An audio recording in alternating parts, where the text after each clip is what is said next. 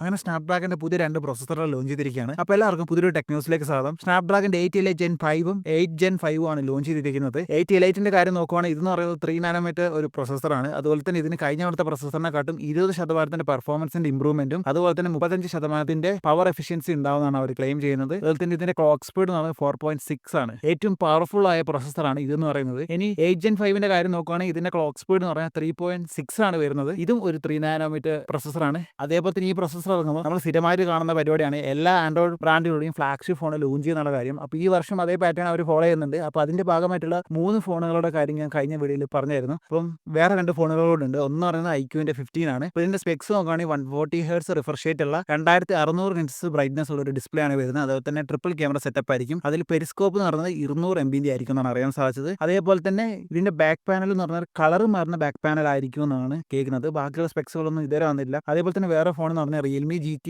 8 Pro ആണ്. അപ്പോൾ ഇതിലും വരുന്ന 140 ഹെർട്സ് റിഫ്രഷ് റേറ്റുള്ള ഒരു ഡിസ്പ്ലേ ആണ്. അതേപോലെ തന്നെ 120 വോൾട്ടിന്റെ ചാർജറും 5000 mAh ബാറ്ററി ആയിരിക്കും എന്നാണ് പറയുന്നത്. 200 MB പെരിസ്കോപ്പ് ക്യാമറ ഇതിലുണ്ടാവും. സ്പെക്സുകൾ ഇതുവരെ വന്നിട്ടില്ല. അപ്പോൾ ഈ 2 ഫോണുകളും അടുത്ത മാസം ലോഞ്ച് ചെയ്യാനാണ് സാധ്യത. അതേപോലെ തന്നെ വേറെ ന്യൂസ് എന്ന് പറഞ്ഞാൽ സ്നാപ്ഡ്രാഗന്റെ എതിരാളിയായ MediaTekന്റെ Dimensity 9500 ലോഞ്ച് ചെയ്തിട്ടുണ്ട്. അപ്പോൾ ഇതിന്റെ ഡീറ്റെയിൽസ് നോക്കുകയാണെങ്കിൽ ഇതും ഒരു 3 നാനോമീറ്റർ പ്രൊസസ്സറാണ്. കോറിൽ 32% പവർ ഇംപ്രൂവ്മെന്റ് ഉണ്ട് കഴിഞ്ഞ ജനറേഷൻ വെച്ച് നോക്കുമ്പോൾ. അതേപോലെ തന്നെ മൾട്ടി കോറിൽ 17% ഇംപ്രൂവ്മെന്റ് ഉണ്ടെന്നാണ് അവർ പറയുന്നത്. അതുപോലെ തന്നെ പീക്ക് പെർഫോമൻസിൽ 33% പവർ ഇംപ്രൂവ്മെന്റ് ഉണ്ടെന്ന് അവർ ക്ലെയിം ചെയ്യുന്നുണ്ട്. അതേപോലെ തന്നെ പീക്ക് പെർഫോമൻസിൽ 50% പവർ എഫിഷ്യൻസി ഉണ്ടാവുമെന്നാണ് അവർ ക്ലെയിം ചെയ്യുന്നത്. വേറെ ന്യൂസ് എന്ന് പറയുന്നത് CMFന്റെ ഒരു ഹെഡ്സെറ്റ് 29 തീയതി ലോഞ്ച് ചെയ്യാണ്. അപ്പോൾ അതിന്റെ സ്പെക്സുകൾ വേറെ ഒന്നും വന്നിട്ടില്ല. നത്തിങ് ഓൾറെഡി ഒരു ഹെഡ്സെറ്റ് ഇറക്കിയായിരുന്നു. അപ്പം CMFും ഇറക്കുന്നുണ്ട്. അതേപോലെ തന്നെ നമ്മുടെ വൺ ഡേ ചോയ്സ് നമ്മളോട് വിട പറയാൻ പോവുകയാണ്. ഇനി മുതൽ ഒറിജിൻ OS ആയിരിക്കും ആൻഡ്രോയിഡ് 16 ബേസ് ചെയ്തിട്ടുള്ളത്. അപ്പോൾ ഇത് ഒക്ടോബർ 10 തീയതി ചൈനയിലും ഒക്ടോബർ 15 തീയതി ഇന്ത്യ ഉൾപ്പെടുന്ന ഗ്ലോബൽ ലോഞ്ച് ഉണ്ടാവുമെന്നാണ് അറിയാൻ സാധിച്ചത്. അടുത്ത ന്യൂസ് എന്ന് പറഞ്ഞാൽ Meta raven smart glasses launch ചെയ്തിരുന്ന കാര്യമാണ്. 2 ഗ്ലാസ്സാണ് ഈ തവണ ലോഞ്ച് ചെയ്തിരിക്കുന്നത്. ഒന്നെന്ന് പറഞ്ഞാൽ കഴിഞ്ഞ തവണ ഇറക്കിയ ഗ്ലാസിന്റെ ഒരു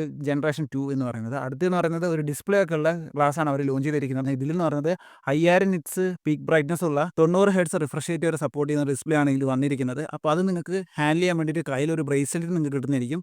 അത് ഇട്ടിട്ടുണ്ടെങ്കിൽ നിങ്ങളുടെ ഹാൻഡ് ജസ്റ്റേഴ്സ് വെച്ച് ആ ഡിസ്പ്ലേ നിങ്ങൾക്ക് കൺട്രോൾ ചെയ്യാൻ പറ്റുന്നതായിരിക്കും. അതേപോലെ തന്നെ നിങ്ങൾ ഈ ഗ്ലാസ് ഇട്ടിട്ട് നിങ്ങൾ ആ ഡിസ്പ്ലേ യൂസ് ചെയ്തിട്ടുണ്ടെങ്കിൽ പുറത്തുള്ള ആർക്കും കാണാൻ സാധിക്കില്ല. സംഭവം കൊള്ളാം. നിങ്ങളടുത്ത് ആരെങ്കിലുമൊക്കെ പൈസ ഉണ്ടെങ്കിൽ നിങ്ങളൊന്ന് ട്രൈ ചെയ്തു. അപ്പോൾ ഇതൊക്കെയാണ് ഇന്നത്തെ ടെക് ന്യൂസ് എന്ന് പറയുന്നത്. അപ്പോൾ അടുത്തൊരു വീഡിയോ ആയിട്ട് പിന്നെ കാണാം.